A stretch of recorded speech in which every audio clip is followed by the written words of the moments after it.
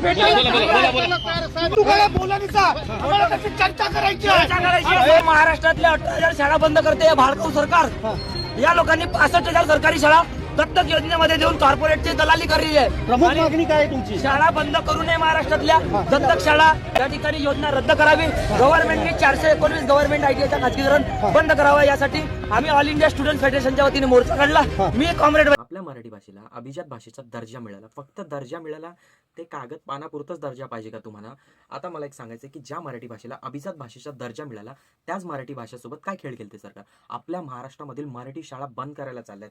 एवढ्या मराठी शाळा हे लोक बंद करतात की काय शर्यंत? एक तर चालवायची नियत नाही यांची, की तुम्ही विचार करा, नियतच नाही चालवायची. मी तर बोलतो पैसा खूप आहे सरकारकडे, यांची खरोखर शाळा चालवायची नियत नाहीये. तुम्ही विचार करा, शाळा वर्ष बंद असतात. मराठी शाळा हळूहळू बंद करायच्यात, कगारीवर असतात. मग त्या जमिनी कोणाला द्यायचं? नाही तर तिकडे नवीन काहीतरी काढायचं. आणि यावरनं बोलतात की पटसंख्या कमी आहे मुलांची, आणि काही आपले जे पेरेंट्स आहेत, मुलांचे घरचे आहेत, ते त्यांना इंग्लिश मिडियममध्ये प्रेफर करतात. पण आपल्या सरकारची एवढी पण ऐपत नाही का की इंग्लिश मिडियम सारखे हायफाय स्कूल आणि चांगलं एज्युकेशन आम्ही मराठी शाळेत पुरवू?